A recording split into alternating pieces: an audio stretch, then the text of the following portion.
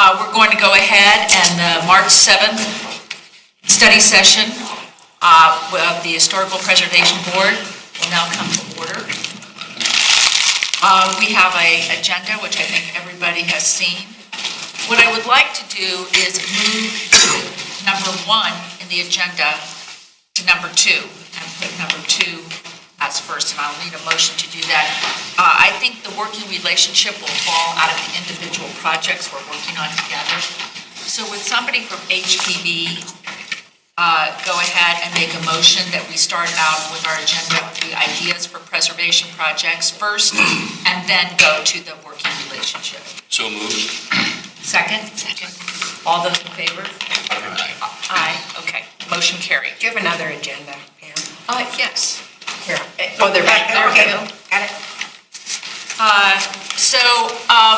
Since we all introduced ourselves, as we talk about ideas, do you have any questions about Preservation Board, or does somebody from Preservation Board want to give just a quick message on what we do and kind of what we're involved in?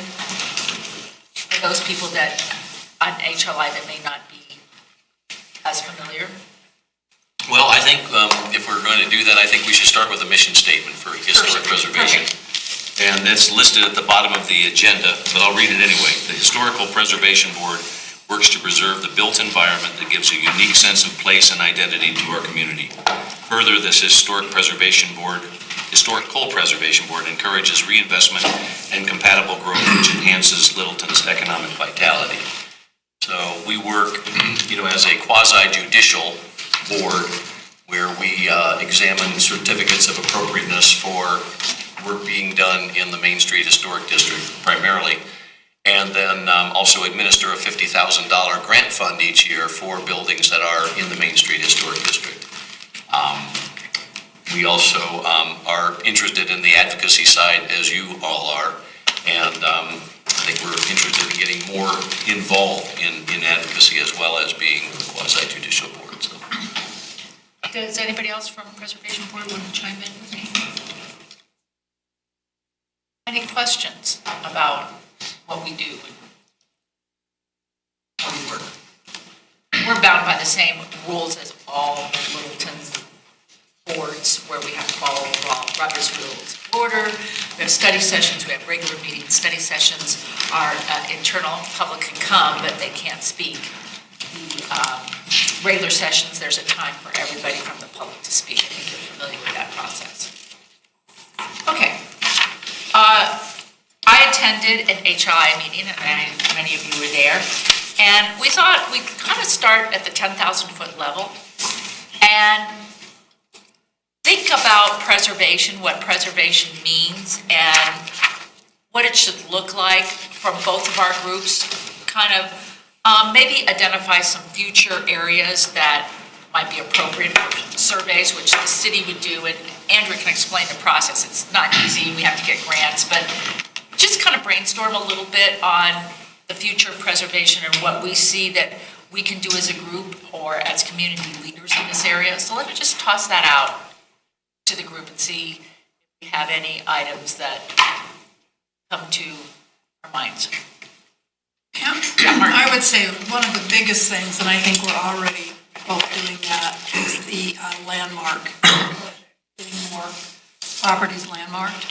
And I hope everybody picked up the brochure back here that HPB did put this together, which is very comprehensive, and it was meant to give to property owners to encourage them to landmark their properties. But I think that's probably one of the biggest things we can do as a group, because HLI really has got to be the one to contact the property owners and to encourage that, because their application will then go to HPB and they either recommend or not recommend to city council. So it's kind of a conflict.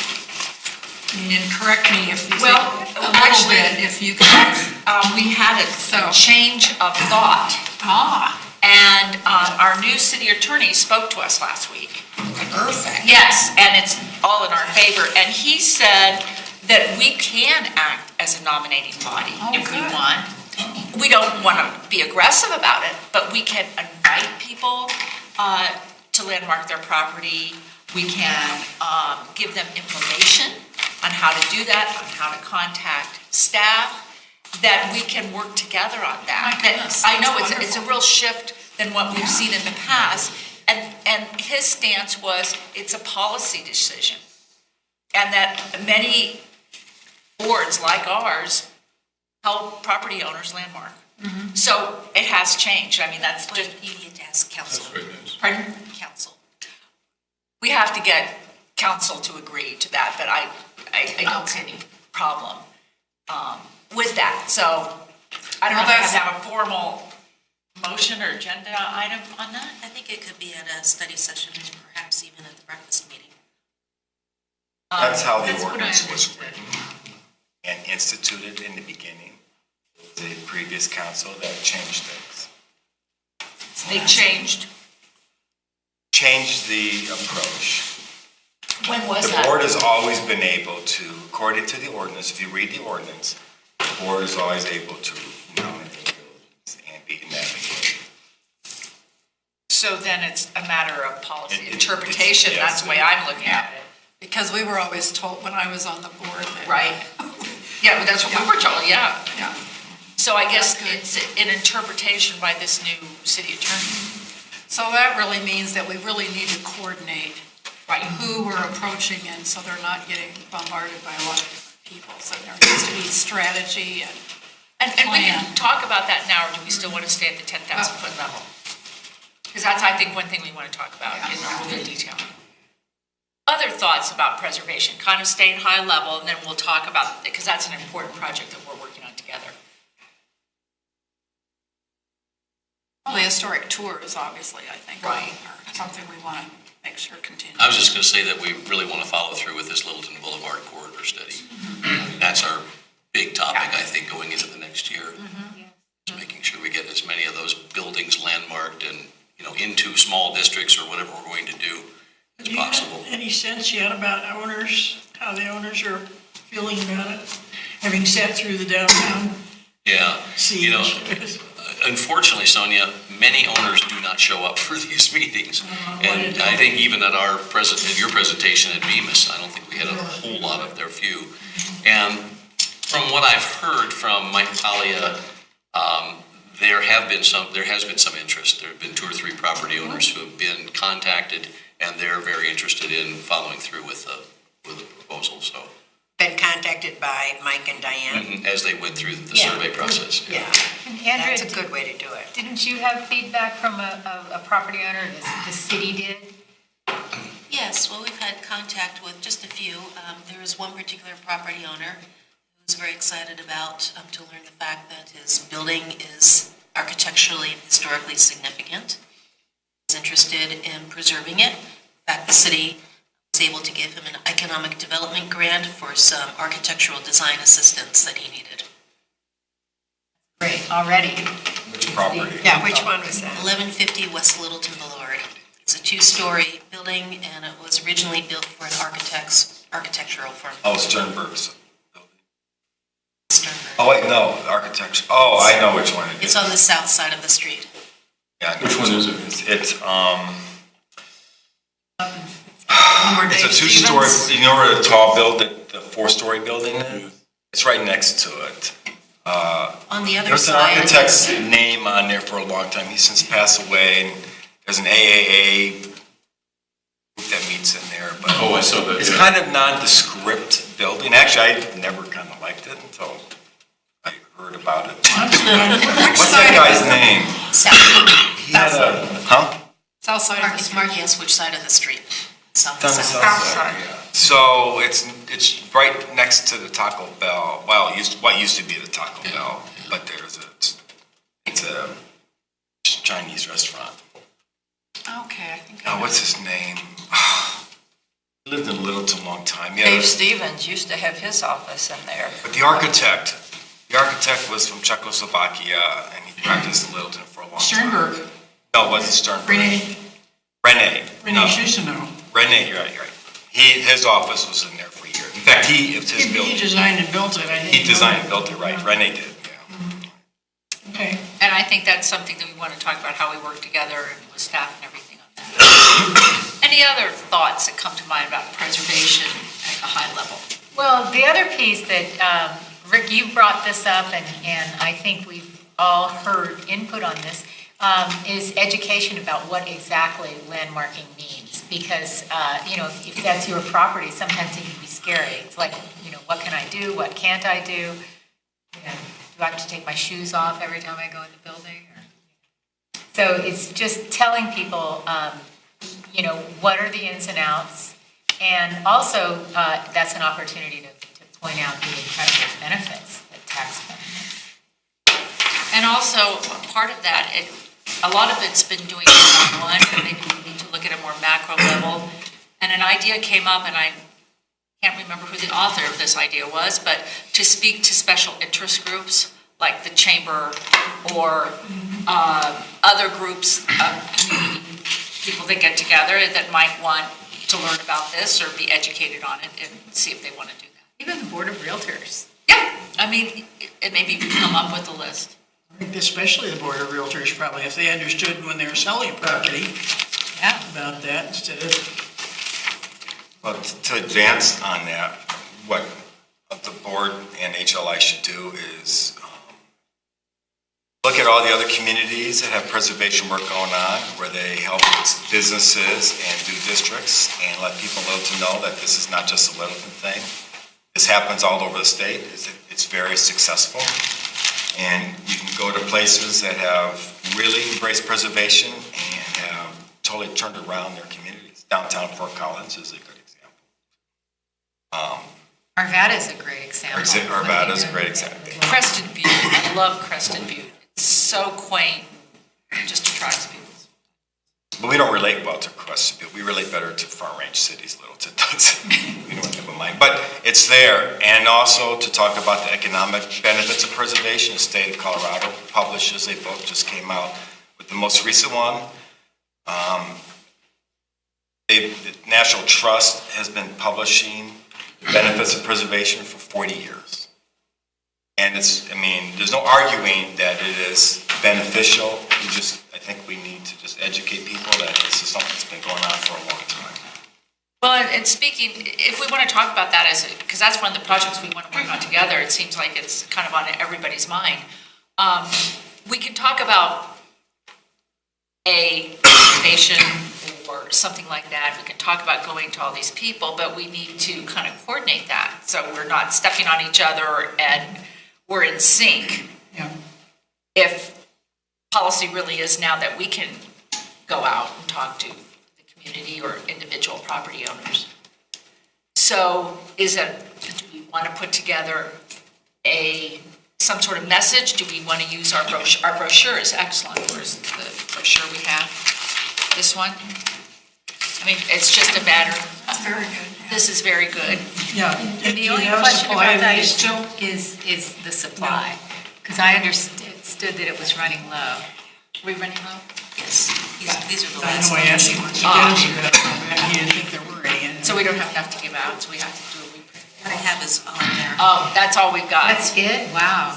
Oh, we make more. Limited edition. We can just, Yes. oh, okay, so we can print this. Can we put that on our to-do list? Yeah. Oh, okay, great. I was thinking that, you know, One time deals and one. yeah. No, just okay. reprint. That's all I have now. Well, another thing, do is use the internet. We have 2 websites. You list some of the more significant sites for people to go to that you want them to learn. Like economics benefits, you have a link to the state website. So when people go to the City of Littleton website looking for information, preservation, they can link to other entities without having to work very hard. Because there's so much information out there, it's hard to figure it out.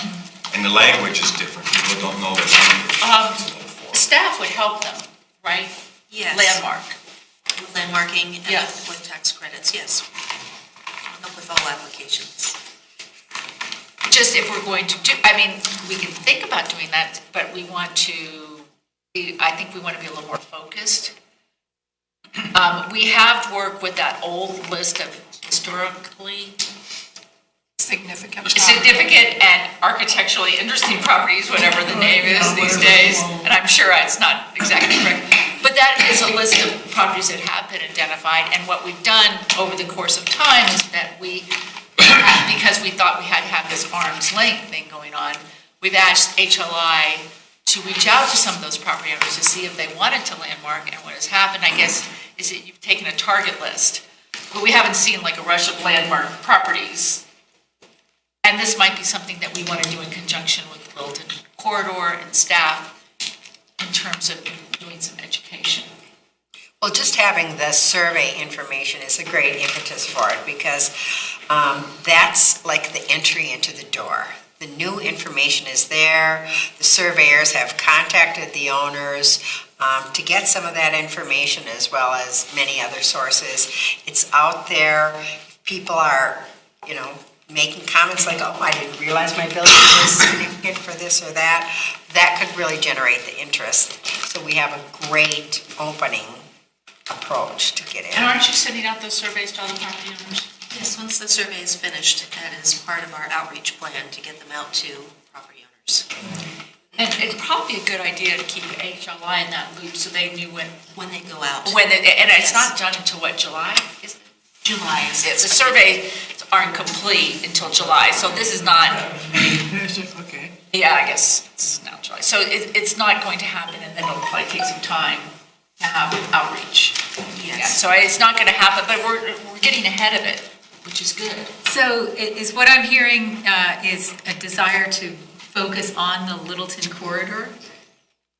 That's where the survey took place, and that's... I think that makes sense, just because there'll be, the synergy, the energy going from the survey information, from whatever other things we might do to bring attention to Littleton Boulevard. We were, thinking maybe focus on a building every few weeks in the Littleton Independent, something like that. We also talked about, we could use the survey information to put together a Littleton Boulevard tour that we'd be willing to give, things like that.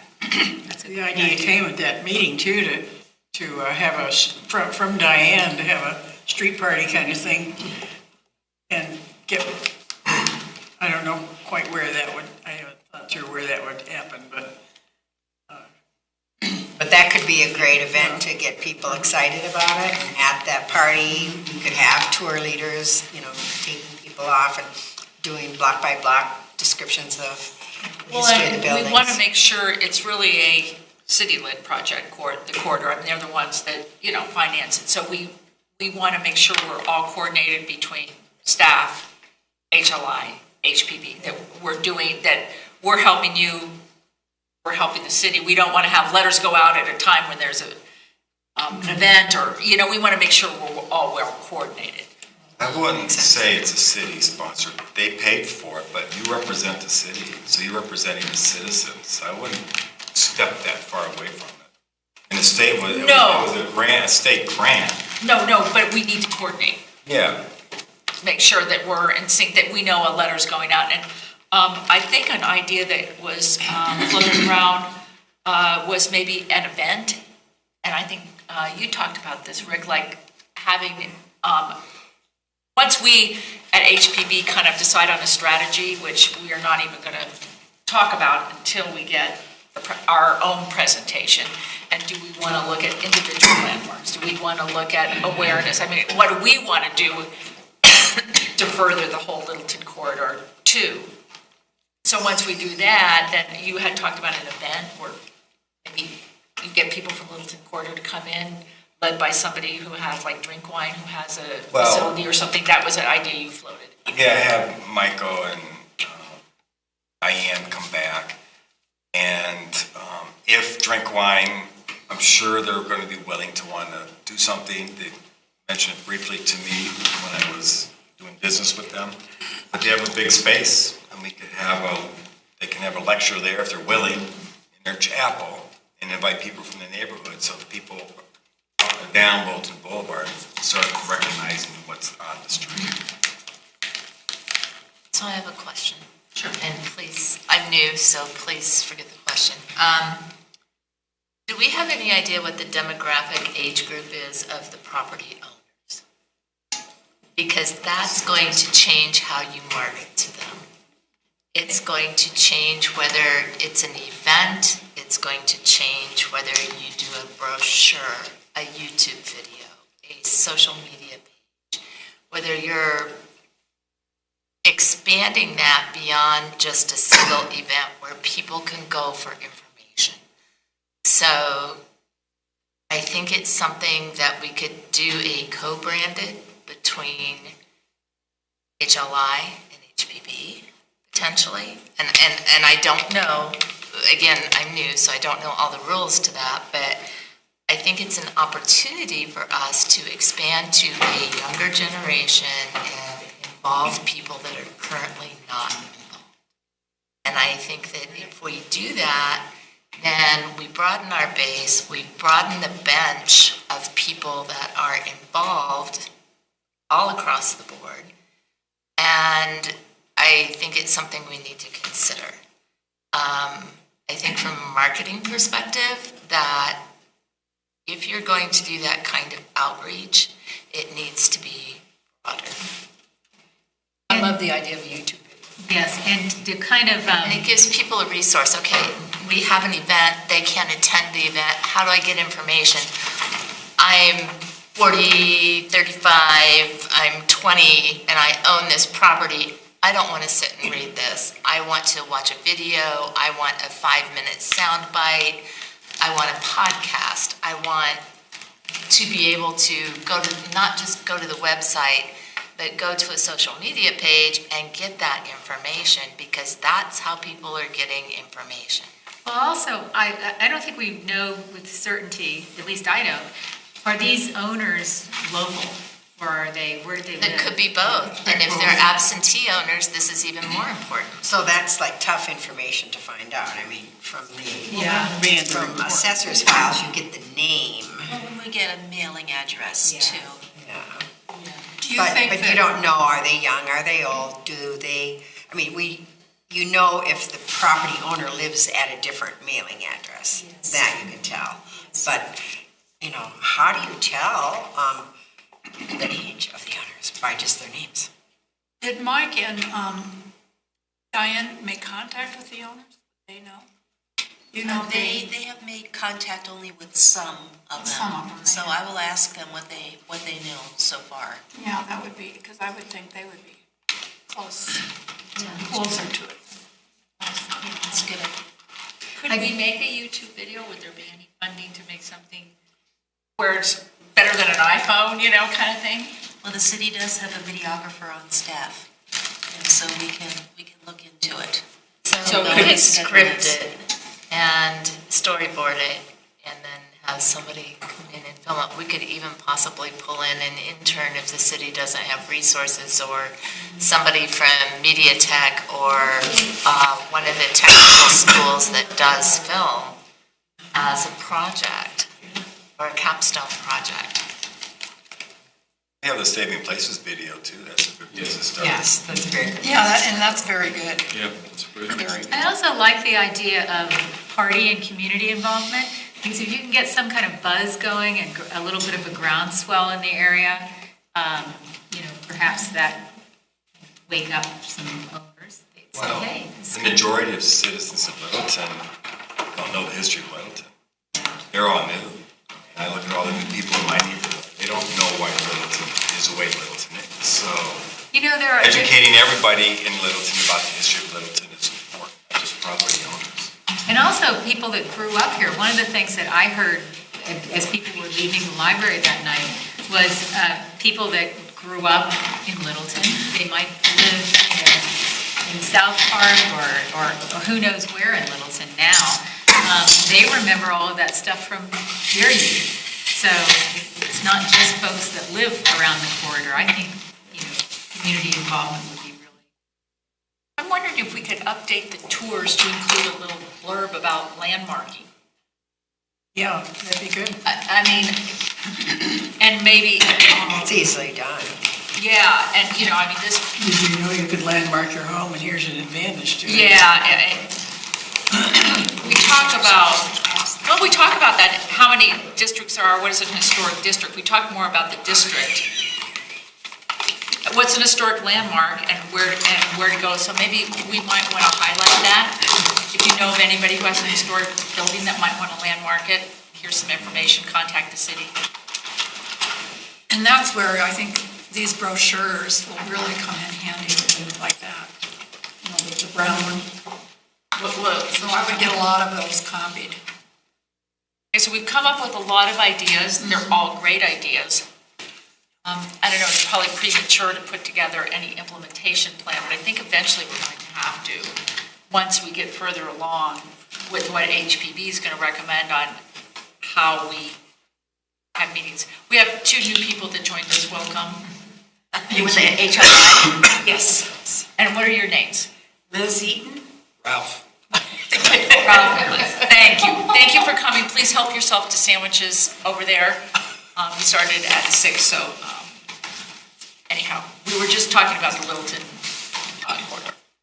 So I think it's not, and none of these things are going to happen unless we have people that actually put together a plan when the time comes after we have our HPB meeting, and there may be things you want to do, and maybe we can have just one person from our group and one person from your group kind of put together something jointly so that we know we want to have an event, we want to do video, so that we really focus our resources.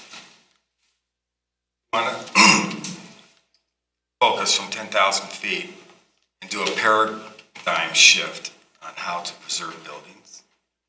We should look at it from a small business person standpoint and what the issues are that they have to run through when they have to renovate their buildings, and promote it not from a preservation standpoint, promote it from a preservation of a small business standpoint and small business assistance. Good for the business. And the way you do that is the way it happened in Phoenix. And I think it's Kimber Lanning? Because you were in the session. Kimber Lanning? Okay, so Kimber Lanning is a small businesswoman who promotes preservation, but not from preservation, but from a business standpoint. Our city attorney is going to be very familiar with her because I'm sure she took on the city of Phoenix and created Kimber Lanning, something like that. Was she the one that was the keynote speaker like 2 years ago? Yeah, she came back and spoke. She single-handedly created a preservation program in the city of Phoenix against all odds. And she's very dynamic, and she approaches it as a business person. Part of the issue with preservation is our codes, our planning and our codes are not conducive to preserving historic buildings because they try to make you address a building as if it were a modern, built from scratch building. We need to have coordination within the city departments, and the city building code department on allowing flexibility to modify these older buildings that are never going to meet the current codes because they just can't. Kimber took this on in Phoenix, created a historic district, speaks all around the country. I'm sure we could, if we talk about it, but we could probably get her to come up here, talk to people if time came. She's trying to write a book, but it's something that I think the board, the preservation board, needs to educate themselves on about what she's doing, look up her name and what she's done in Phoenix and other cities, and how she's approached preserving buildings in a different way than preservation. It can be done many different ways, and sometimes using the word preservation is not the most desirable approach. The goal here is to save the buildings, one way or another. And the best way to do it is have a good use in it, a viable use, and one that can be economically redone for the business owners. I think the city has, I'm not sure what's happened lately, but I think the city's given in a little bit. But one good example, which she brought up, of course, is when you have 1,000 square foot small building, you cannot provide men and women's bathrooms that meet handicap accessibility. It eats up too much space. It doesn't work. You need, and the code officials can give variances to this. And the historic preservation code for building allows those variances, and I don't know if the city has adopted that code or not either. It's got to be enforced.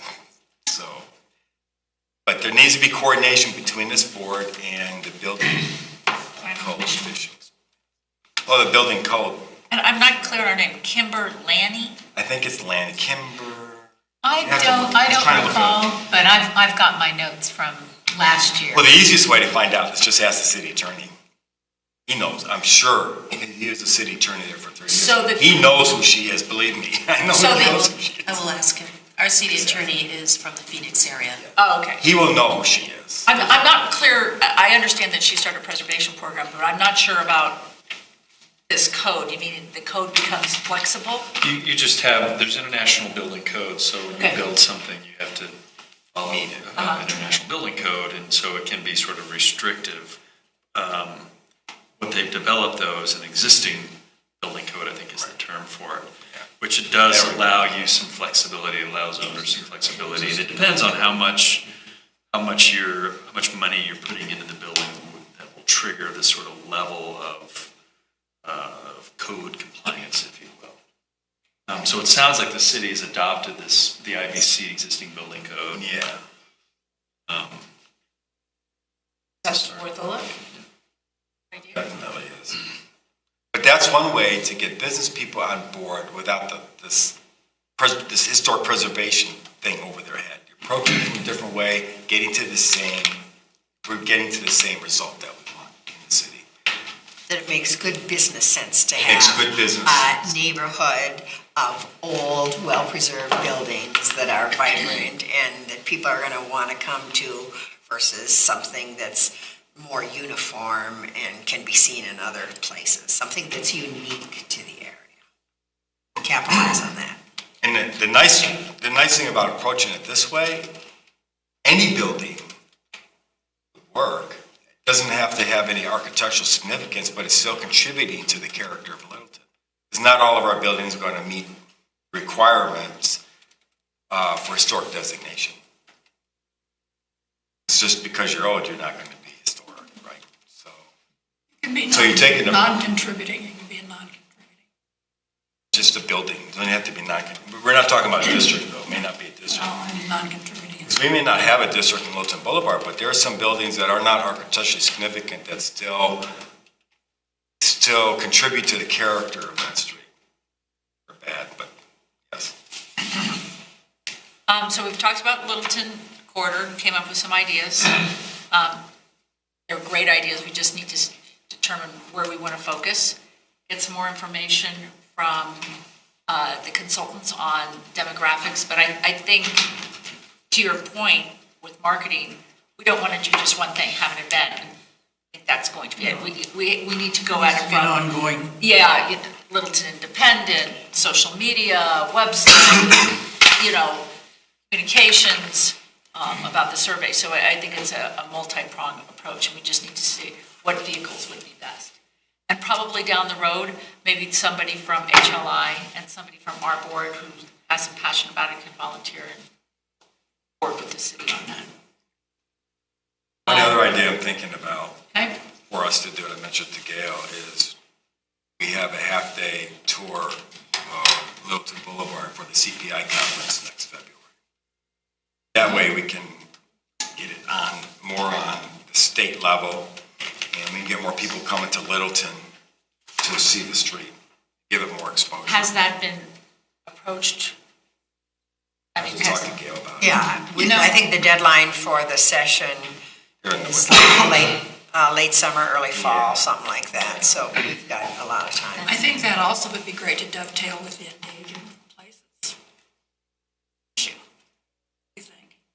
I mean, it was on the endangered places list, and now. Well, Segue you into know, that? depending upon what happens with the survey, and if some people designate it, maybe it could be mentioned as a success. Yeah, it's a success. I mean, that's why I think. CPI CPI Right, should and at be- the conference every year, they Yeah. list, failures, That's where I think successes. CPI might want to be involved because of that.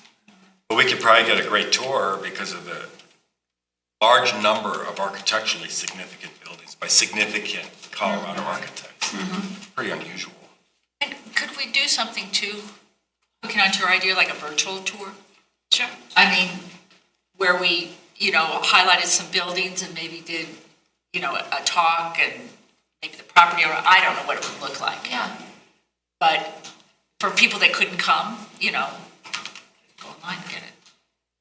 Yeah, also, one of your board members a few years back, when he retired from the board, said we should tie into the Doors Open Denver. Oh, that's a great idea. And I could see. That's April. April. Yeah, that's a Yeah. spring thing. That would be 19, 20. Right. Yeah, so we'd look at, and I don't know what the rules are about that, but when you have to apply or how you apply, but Well, the Denver, what is it? The Denver Architects.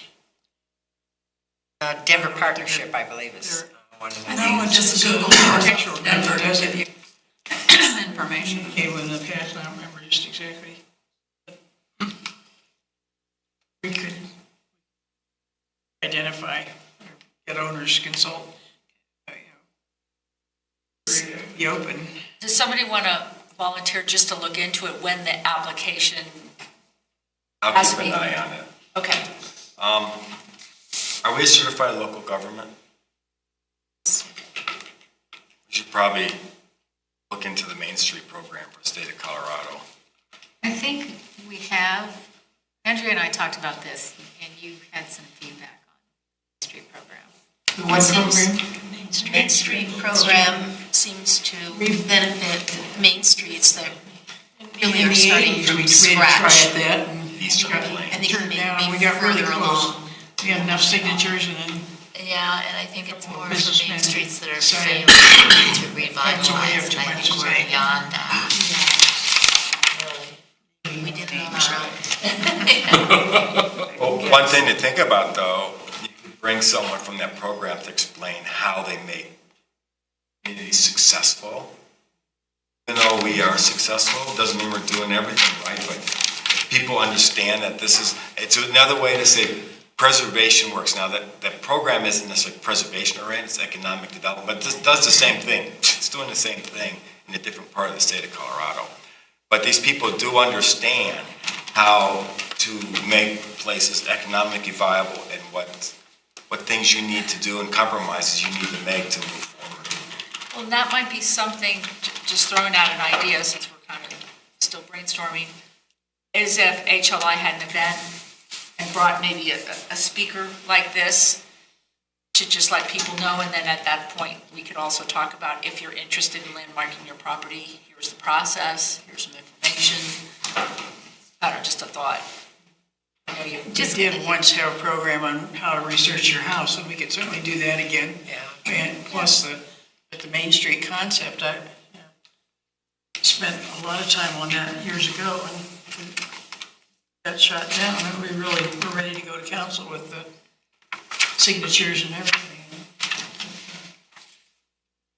You know, the Main Street program is a wonderful program that's been used very successfully by many municipalities across the country, really.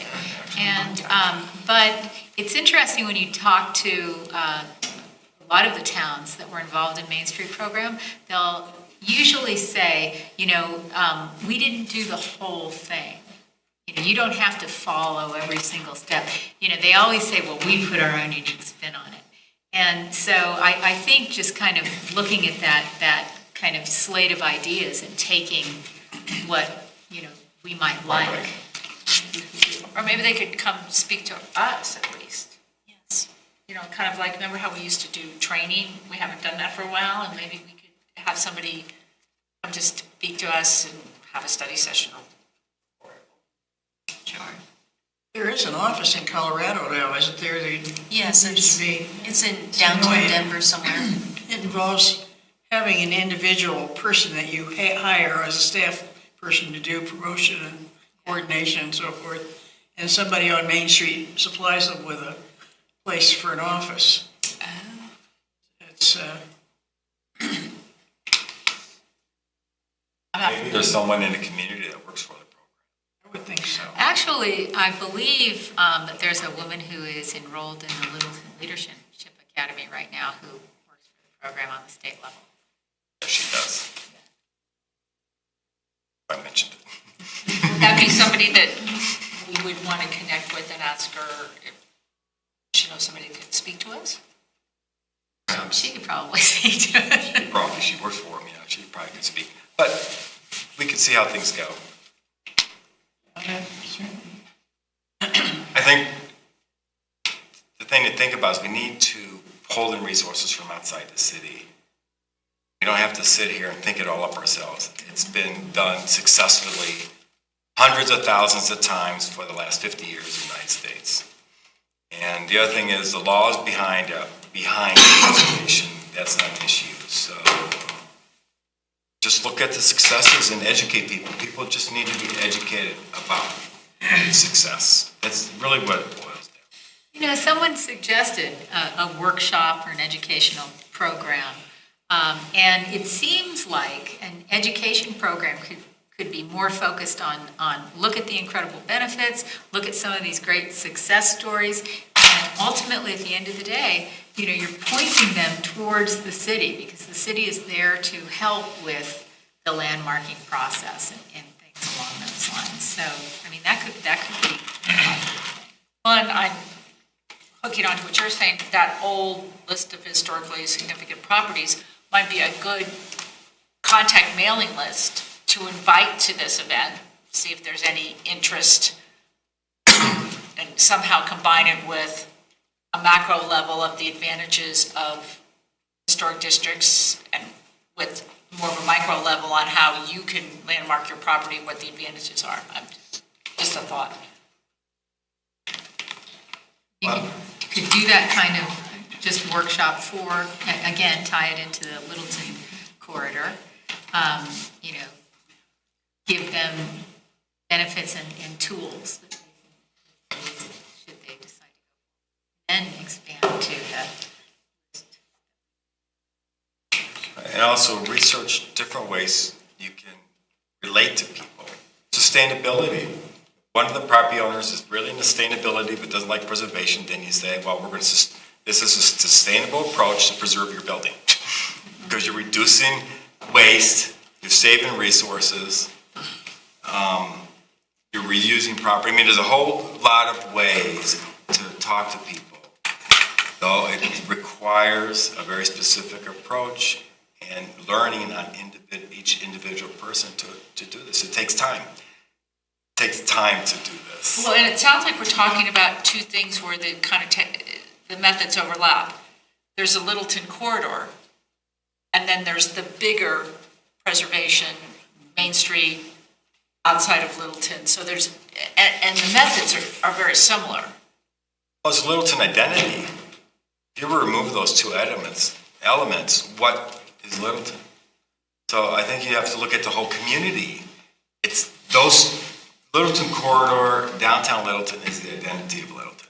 If you ever remove those, what's Littleton identity? No, I agree with you. I guess I'm trying to take some That's of how you these- build up support, though, for the whole community. I'm trying to support. take some of these big ideas, which are great, and put them in a framework of implementation. And how do we implement it? We can come up with ideas until cows come home, but if we're not going to implement them in a form of a program of some kind or a campaign of some kind, then it's just an idea. That's what I'm. Jolene's demographic question, I think. Pardon? We get back to Jolene's demographics question and how you need to reach different people different ways. I totally agree with you. So it's all audience dependent, you know? You have to step back and look at who's your audience, who are you trying to reach? One level is business owners, one level is It's a lot. Homeowners, yeah. homeowners, one level is people that are just interested and want to see what happens in the city and learn. And it's all what's in it for me. And it's all about how do I benefit? And that's different for each of these things that we're talking about. Let me toss this out to the group, just for argument's sake. Which would be more of the priority? We have to wait until Littleton Boulevard, the surveys are done. But could we move forward with more of a general approach or campaign, or just generally speaking? And then Littleton corridor becomes part of the campaign? Littleton corridor is going to be done in July. That's not, It's not very as far. far as like planning things, that's like tomorrow. I mean, that's gonna come up real fast. So if we did say that Littleton corridor is the priority, that's only, I can count those months on one hand. Yeah, no, it's not very far. Well, it's not going to happen without people being advocates. Everybody in this room needs, and I know because I did it, is to sit down and every time you're in the street, you're talking about preservation, you're talking about a building, you're talking to everybody in the street and developing relationships. But I think It takes a lot of time to do that. you need a message so that we're unified. And that takes effort to pull together a concise message on what the point of the conversation is. To your point about what can we do right, we have talked for years, about this landmark designation, and I think we came to the conclusion it needed to be a grassroots effort. Remember, we talked about getting a letter out to everybody on the list of potential significant properties, and we thought that's too much and maybe go about it more on a grassroots level. And we had, I think, 7 or 8 properties that people were working on. Maybe we just need to step back and rethink where we were going then and get it moving. I mean, I almost Start with even if it's, like one property every other month or something, if we can.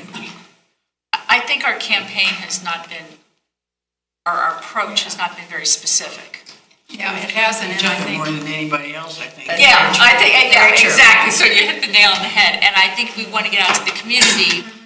My suggestion would be, and to Kim's point, this is something that's ongoing, that maybe we put together a small group of people that are interested. Staff could attend the meetings, lead the meetings, whatever. 1 or 2 people from HLI, 1 or 2 people from our group. And we're going to get new members here momentarily, so we have some new blood in our group. And have them come up with like a position paper or a business case or a list of approach. And if we need financing or money, we go to staff and say, we want to use the videographer for this thing. We want to make sure we're on social media and that we have a message so that when people are out talking to the community, we know somebody's going to go to the Realtors Association, somebody's going to go to Littleton Chamber. It's some sort of campaign, and it doesn't have to be volumes. It can be a 2-page approach that we go through the process. And if it's getting more information, if we're getting more information from other resources like this woman in Phoenix, Arizona, that's fine, but somebody has to be responsible for it. It doesn't just fall on our laps.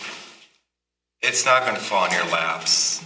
It's not going to happen I mean, this is my opinion, it's not going to happen unless you as a board goes out on the street and individually talks to people, so they get to know who you are. And we've done that. We're on, I disagree. Well- I think it's more than that. I think it's a campaign. I think it's a focused approach It is a focused approach. that we haven't had. And with Littleton Yeah. Corridor and this list and the idea of landmarking, I think maybe now is a good time to put together a campaign. Now, if we don't have volunteers to do it, it's not going to happen. The city's going to be working on their own with whatever they can do.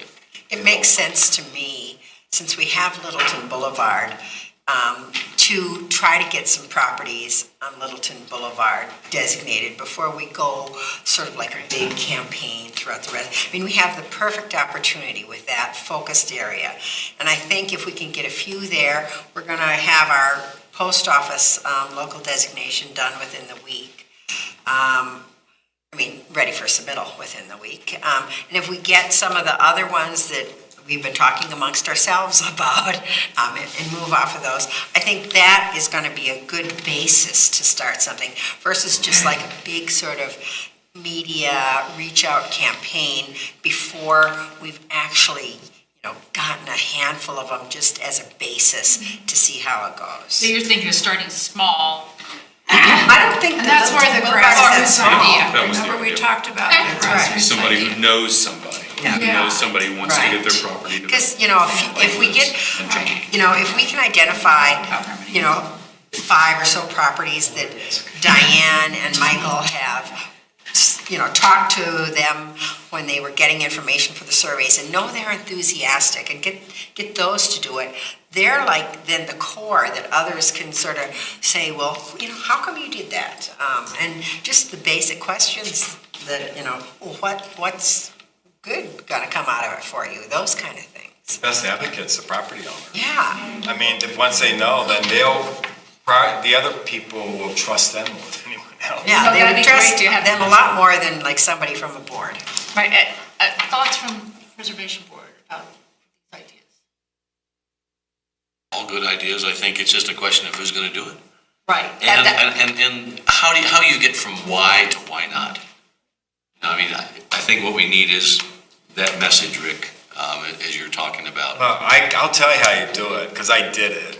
Yeah. And it took me 12 years is how long it took me. I started pushing for the historic downtown district in 1983 when I moved here. It happened in 1997. And I spent the entire time building up support with people to do that. It took a lot of time, thousands of hours, talking about Littleton. You have to just be out there talking to people. I mean, that's how it's work. Preservation is a lot of work. So are you saying that you would be somebody that would want to spearhead it? I mean, it's not like we don't want to help, we will Man, help. I've Another been there, 12 years okay? in your life. I mean, I can do it now, and I don't stop doing it. I do talk to people all the time, but more people have to do it. You have to show emotional enthusiasm for it.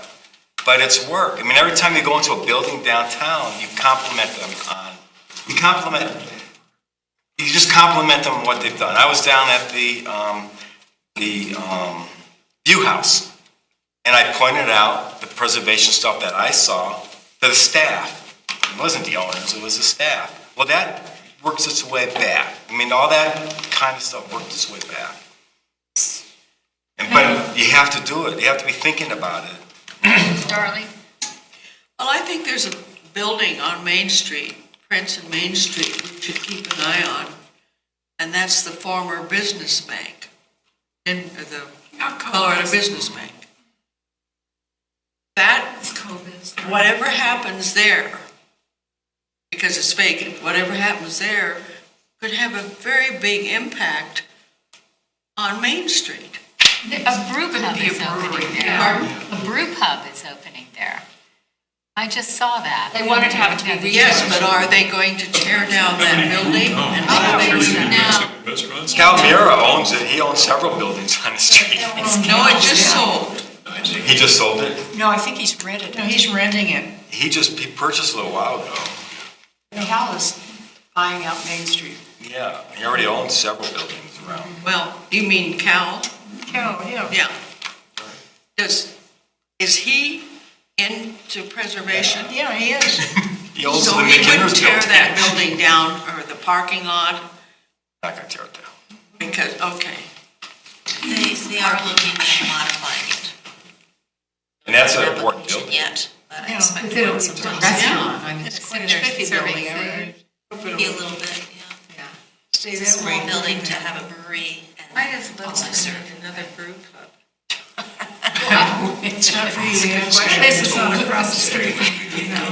I think it's a good idea if people have one-on-one conversations, but I also think we need to do some other things to go beyond that. Pam, it sounds like we're wanting to focus on Littleton Boulevard. Does that sound like? It sounds like you get some successes there. Liz? I support that 100%, but we also need to get into the neighborhoods. The neighborhoods are where our heart and soul are. And I'm seeing one old house after another being cleared for a 4-story apartment building. It's just smashed in there. We need to do both, hand in hand. And before we lose our character and our atmosphere, we need to get into these neighborhoods. And I live in one. I live in Sonia's old book house. And my question is, I want to go to my neighbors and say, we need to preserve this block. And they're going to say, what's in it for me? So we need to make not a carrot, but a big carrot as a part of a package and say, hey, you know that roof that you've been trying to put on? Here's a little help with that. And Something like that. That was a group of neighbors that got together to do some of those houses. Yeah, Loudon is a good example. Another one is Alamo. What's going on there. We have this nice little area, and what could happen there.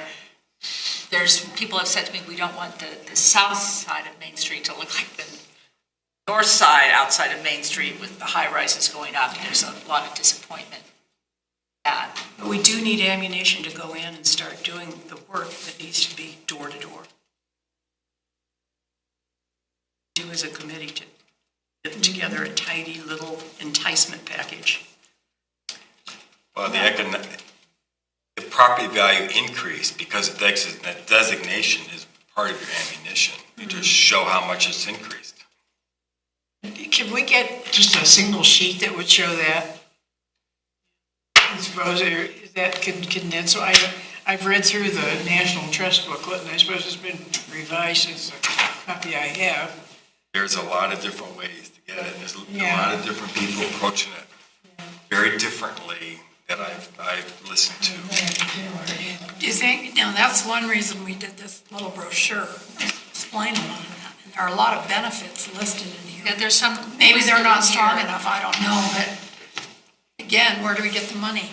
That's it. To do that, but I think this brochure is a really great place to start, and that's kind of why Well, we. there's a brochure, and this talks about advantages of being in a historic district for property owners. I mean, so there is this available, but if you're not aware what to say and how to say it, which goes back to my messaging piece, have a uniform message so everybody kind of knows what to say.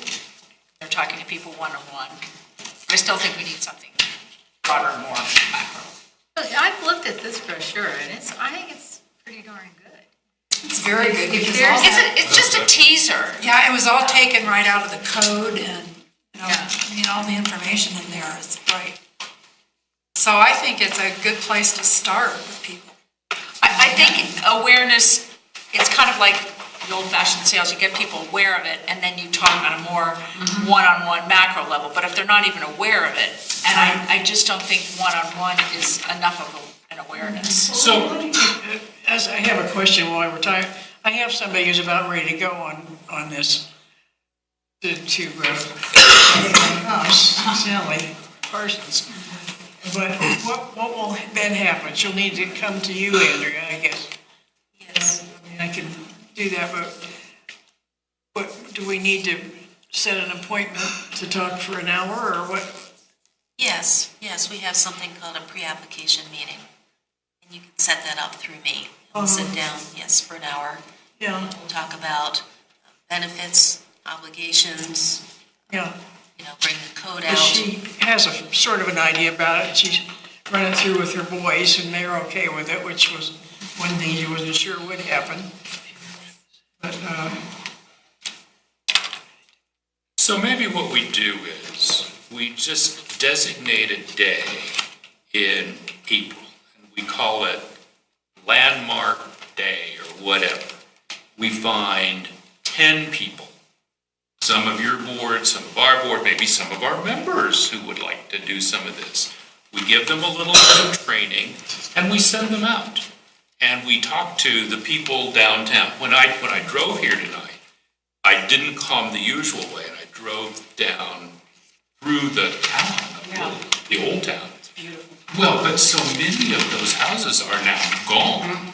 And you've got all these really ugly buildings, apartment houses. So anyway, the idea is we all come together on a specific day. We work with you. We all have a little pitch. We have pre-selected certain places, all the people that we've already talked about, and we all go on that day and try to encourage them to do that. I mean, I just think you need, we tried this one-on-one, and I like that approach, but it never gets done. It just never gets done. And so we really, I think, just need to come together, and we could get some press out of it. And then if that works, we get more of these landmarks designated. We have a celebration day, and kind of hopefully would snowball. Anyway, that's my thought. Andrea, how is the Littleton corridor survey being rolled out to the owners? Well, we don't have specifics yet, but we're looking at an outreach program, and as soon as the survey is done, we will be starting to work on getting individual surveys out to the applicable property owner. Is that going to be like we had at Arapahoe Acres, it was a meeting with the neighborhood, or is this just mailed out? Or what I'm getting at is if you set up a meeting, you're going to get most interested people there. And that's the low-hanging fruit to get them to jump on board and start that grassroots. I agree, the grassroots, walking into a building owner cold, they're not going to believe what you say. You get a few people on board, then those building owners say, hey, it's not a big deal. My building values went up. My insurance premiums didn't go up. They'll learn that it's not a big deal. They'll learn what the advantages are from other building owners versus somebody else that's just walking in their door. Who are you? I'm a historic preservation guy. And they'll stand back and go, well, that's what happened. No. I agree with you. That's what happened downtown eventually. Right, and we have downtown, Rick started from scratch.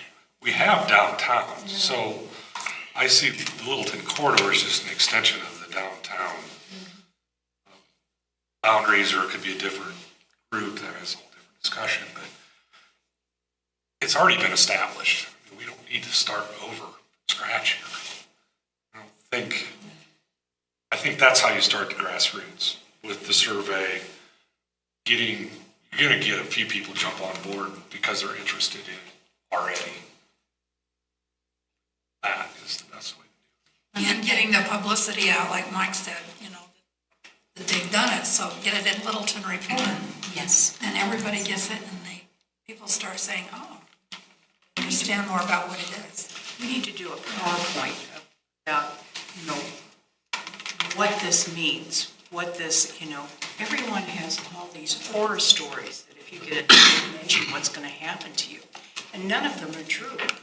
We just need to put it down in real simple PowerPoint. This won't happen, this won't happen, this won't happen. Those communities back east going out of the way to create historic districts in their neighborhoods now to stop development from happening.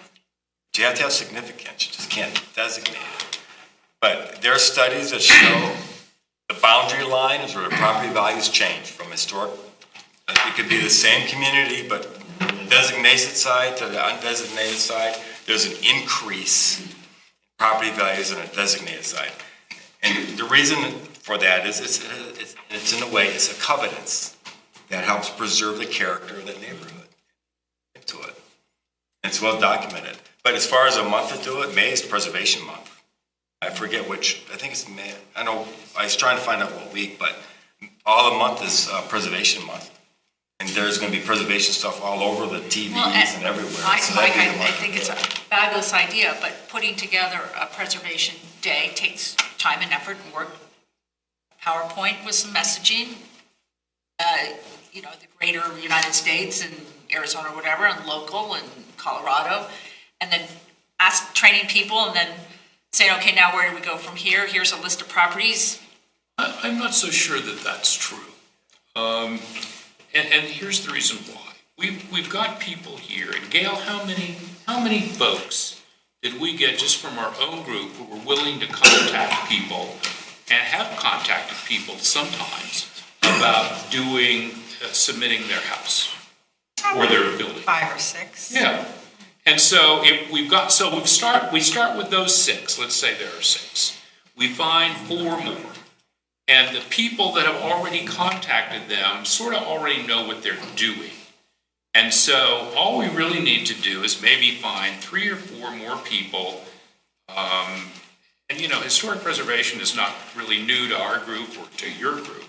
So you find people who know what they're doing, and you just simply designate the day. The idea of designating the day is so everybody does it at the same time. That becomes an incentive for people to do stuff.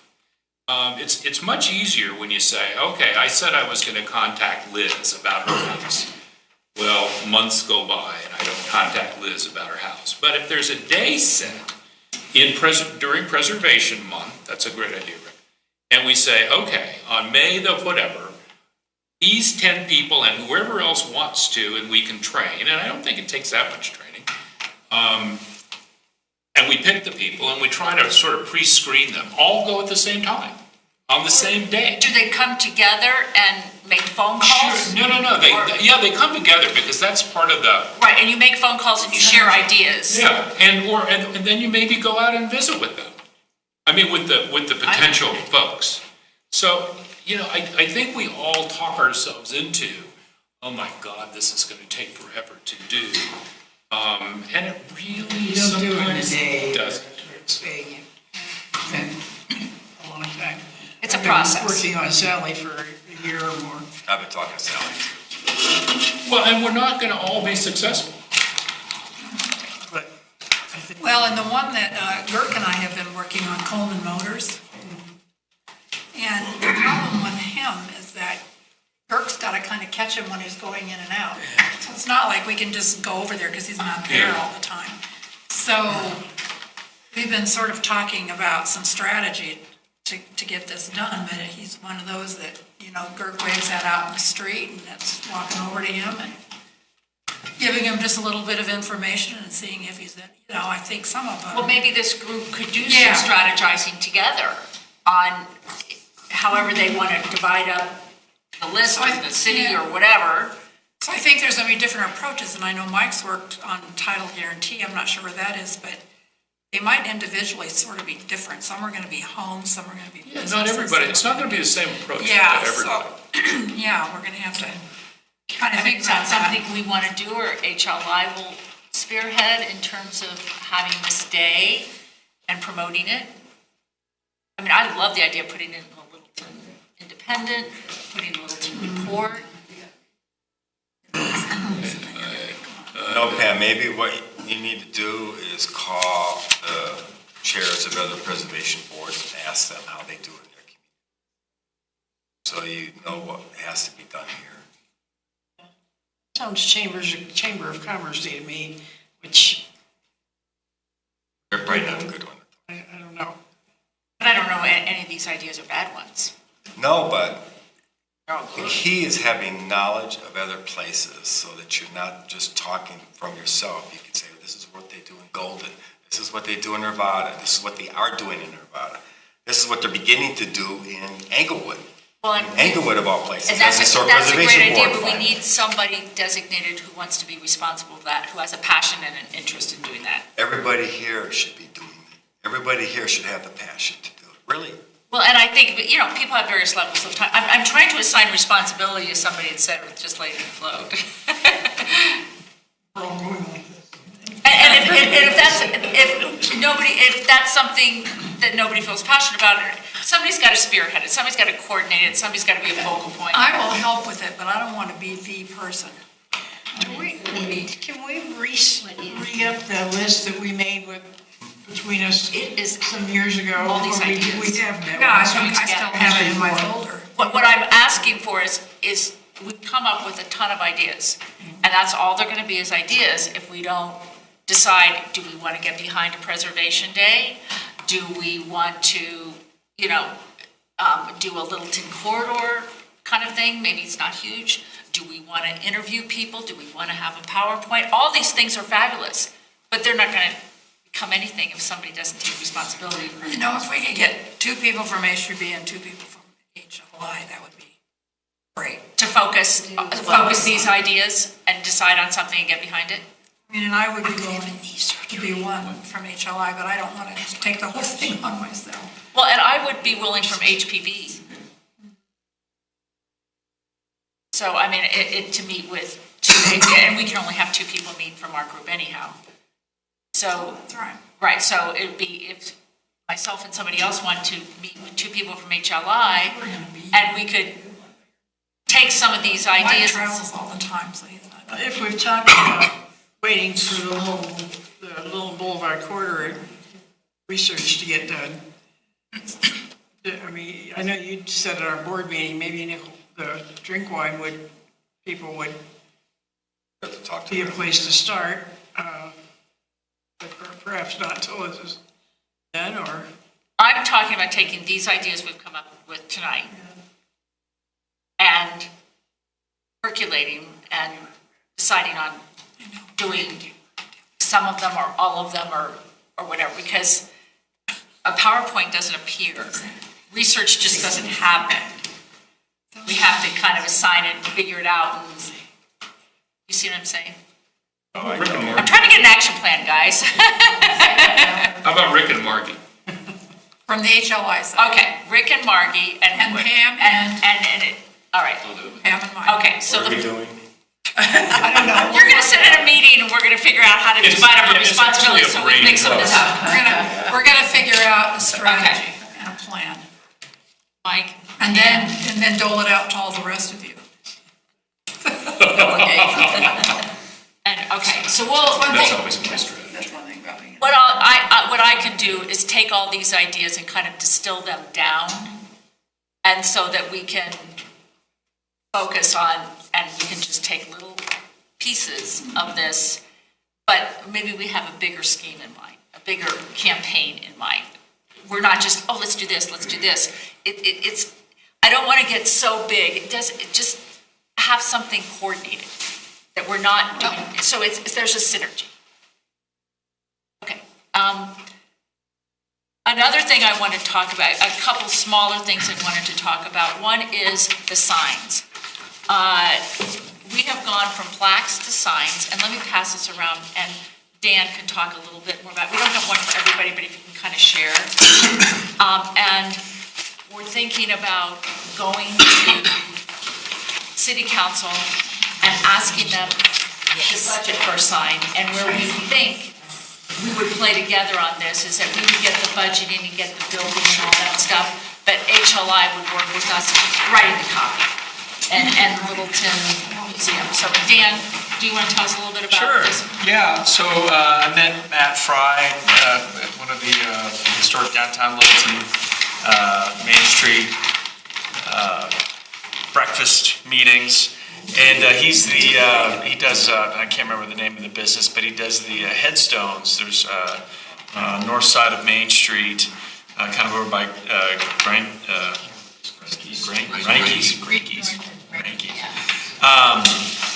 So anyway, we were kind of talking about our sort of thought about doing plaques on buildings, and then we talked about maybe just doing sort of a plaque, maybe in Vega Park, which is sort of what you're seeing on both of these little options as an idea of where the location could be somewhere else. But what I talked to him about was, we're interested in looking at a bronze plaque, and so I'm looking at option 1 here.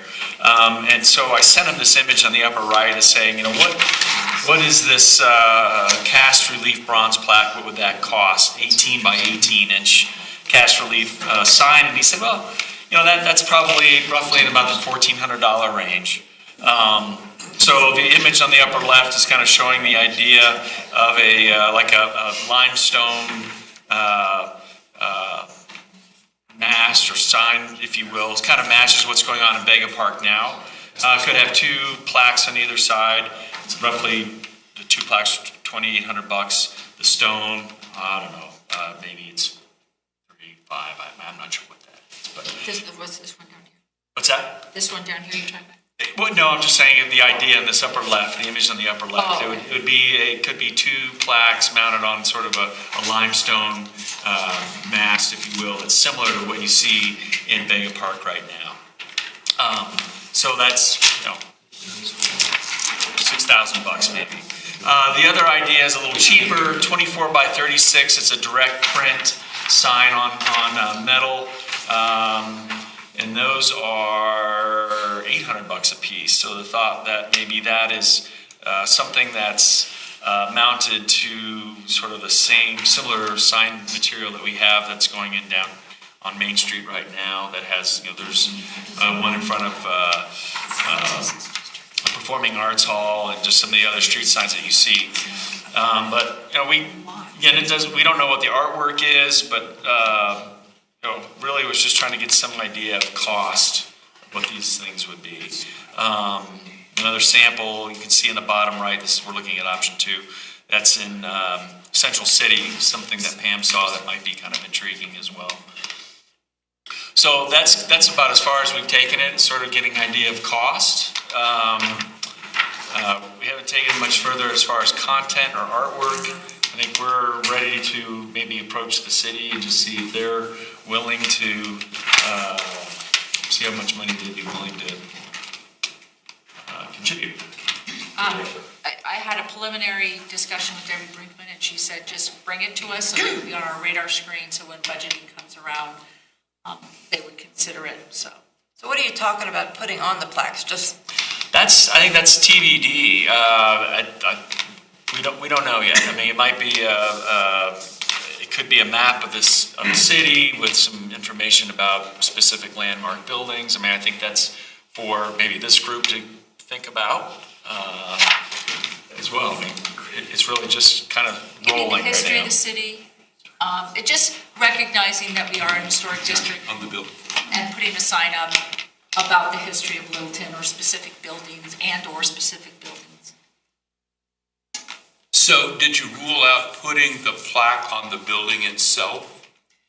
Yes, and I'll tell you. And that's because? Because Andrea and I walked Main Street and we found out that every landmark building had a plaque. So we decided, what's the point of putting a plaque on every building? Landmark building should be, somehow set apart. Yeah, set apart. So that's when we moved from the idea of a plaque on every building in downtown Littleton to the idea of maybe a sign to note the history of downtown Littleton. And there's only the one sign in the location at Vega Park, right? Is that what you're talking about, Dan? One sign and then Yes, one for the whole. putting it there. Yeah. That's how come it evolved once we started looking. There's also not a lot of room to put a plaque. Once you start looking at the buildings, there's really not an obvious good place for something larger. Yeah. So this is just something coming down the road that we hope we can work with you guys on.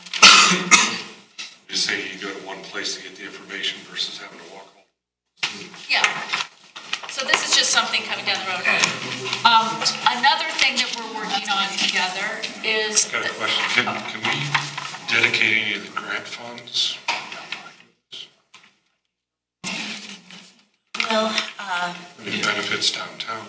yes, so the CLG grant does not cover something like this. I looked at that on like the SHF grant to see if they cover something like this. I'm a little bit doubtful, but I'll check into it. Figured worth asking. We always have money left over. Oh, the local grant, the Main Street grant. You're talking about those Grant grants, program. which we're trying to get an account for so that we can pass it from one year to the next if people don't use it. So Mike's been working. Okay, so we have 10 minutes left. One more thing I wanted to talk about with the tours. You were going to give us an update, Margie? Yes, on the historic tours, that we do in conjunction with the art walks, Suzy Floyd, who really organized and managed it from the gallery, closed her shop. I don't know if you guys realize that, but she closed. So I totally panicked, and I went over and talked to her to find out who might be taking over, the art walks. And really, there's nobody to take it over. She suggests I talk to Kelly Nardi. So I've been talking to or emailing Kelly Nardi back and forth. And, they're willing to do all the marketing background, but they're not going to organize it. So I think what's going to happen at the next Littleton marketing meeting, which Liz and I go to on behalf of Scavenger Hunt, but I think she's going to talk about it, hopefully there, to see if anybody emerges to organize it and manage Come it. to that? The Depot Art Gallery, yeah, and she suggested that too, maybe somebody from there would take it over. Yeah, because somebody, that owns one of the merchants has got to be the one to take it over and organize it from their standpoint. From merchants would be the most, Yeah. So maybe, but I don't know. I'm working on it, so hopefully the first Fridays will continue. We started in May last year, so. Yeah, May, June, July, and August. Yeah, and what it was decided, we had a meeting last fall for the people that were involved in the tours. Mike was there, I was there, Margie, Gail. And Rebecca. And Rebecca, yeah. And we thought instead of 2 half-hour tours, we would do 1 45-minute tour on each side where you would talk about the building behind you and then the one across. And then if we had headphones that HLI was going to buy, that we wouldn't. And I found some really great ones. Okay, we wouldn't need to have a lot of tour guides. Like last time, we split tours so people could hear because of the traffic and that stuff. So hopefully they'll work out. I mean, they were so popular, but I think they were popular because under the auspices of the Art Walk. Mm-hmm. And the Western Welcome Week one, I'm filling out the application for that and getting that over to Cindy Azzam. So I hope we can still call it the Art Walk. Well, it's called that all over the country, I think. Right. Yes, our first Friday, yeah. Even if there aren't very many galleries participating, I still think will sound a lot better than, historic walk. They're just calling it First Friday. Sounds like Yeah. you're drunk. A couple of the other things that we work on together, we have the community outreach once a month that City Council does. And traditionally, Kim has been our representative. And if you want to send some brochures or something with her, you could send a representative to come talk to people in the community. You're more than welcome. But if you want to just send some brochures, that would be great. They're really well attended and really nice gatherings. I'm sorry, is that the Hoodlum? No, it's it's the meet and greet and eat with City Oh, Council. sure. And That they it do in the takes summer. place in parks in different parts of the city. Oh, yeah. And they're very well attended, and it's just it's just an opportunity to talk. Is it appropriate for us to hand out our membership? I don't see Brochure? why not, Oh, but yeah. we have a city person right here. Would that be okay? They want to join it? I think it's a double check. And, I think that it would be because the Highline Canal Conservancy had a table there, so Yeah. it seems like it would be absolutely appropriate. That might be That's a good something we idea. want to do. Get more done. Yeah, for sure. And then another thing we work on is the preservation awards, which we're not going to do this year, but we've always supported doing that. We're going to do every other. Yeah, every other year. And then, Andrew, do you have anything specifically that you want to address the groups about? Well, I hadn't prepared anything. Okay. Just going along with the agenda here. Okay, all right. Anything else anybody wants to bring up in our last 8 minutes we have together? I had this on my desk for a stretch that your committee. Is that the alley project? Yes, the alley. Yeah, we kind of kept it on the back of their minds, but I just love that idea. I love the idea. We haven't done much with it. I guess nothing was said at Saving Places about alley. No, I I would love a copy of this. This is before my time on the, I think I might have an e-copy. Yeah? Is that something Dennis put together? No, Sharon. Okay. But I think he has it. I'm very, very interested in activating alleys, and I was all excited to go to CPI and talk alleys, and the word was not uttered during the entire conference by anyone. It was just, style. We've thought about encouraging property owners to put murals up and, like what we've seen at the View House has done stuff with alleys, the alley. Alley access. Yeah. Lighting, making, a safe situation back there. And Spur is a prime example of that, if they could, spruce up that upper place. I don't know who owns that alleyway, but just encouraging. Alleyway or. Yeah. I agree, it's a great idea, we just haven't gone anywhere with it. Gert just mentioned that Bonnie Bray has an alley, which I didn't even know. Yeah, they had actually all mapped out. There's like about 50, one residence put a piece of art on the garage door. Mosaics. Mosaic. And then it grew from there, and Grassroots. it's like, I think there's like 50 pieces of art, and not just one alley, it's on all the little side walls. And there's a map you can get, and you can go online. And Oh, I'm going to have to. We'll have to check that out. That sounds fabulous. What I would suggest on the alley thing, I was just in St. Augustine, Florida. Of course, that's a really old town. Pick an alley that would help expand the historical area. So you pick an alley between the district and a non-district area to encourage growth to go in that direction. And the alley I would pick is the one that's just north of, or just south of Main Street, that one. Yeah. The view is out, because then you're tying in Alamo. Been talking for 40 years, trying to tie into that area over there, and we haven't gotten past the alley. So if you wanted to do an alley project, I'd work that way to bring the properties on Alamo into the fold.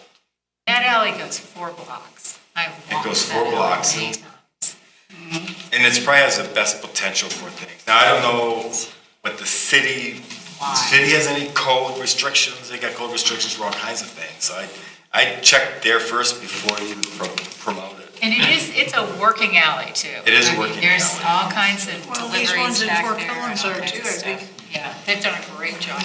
Bush Park has a lot of them. Not if any you're thinking alley of code necessarily. artwork, go down on Larimer Street downtown, say between like 24th and 30th Street, and it's really fabulous. That's Good art. That's my neck of the woods, yeah, it's art all the way down. It's Yeah, and they change it out too. That's really cool. And a lot of the buildings are painted huge murals just on the side of the building. Well, Sudi got a bunch of those going in downtown. Littleton. We're going to miss her. I'll tell you. Yeah, that's wonderful. I can't remember the name of the member that did this. I wouldn't. She was Sharon Gar. She just kind of did some work on it, she just really liked it. Yeah, I know she did. An exciting concept. That we haven't really done much But of. she said at the time, I thought that she would be willing to help. Or read it. Well, Yeah, I approached her, she left, moved away, like to Aurora, and then came back, and I tried to re-engage her, but she had other priorities.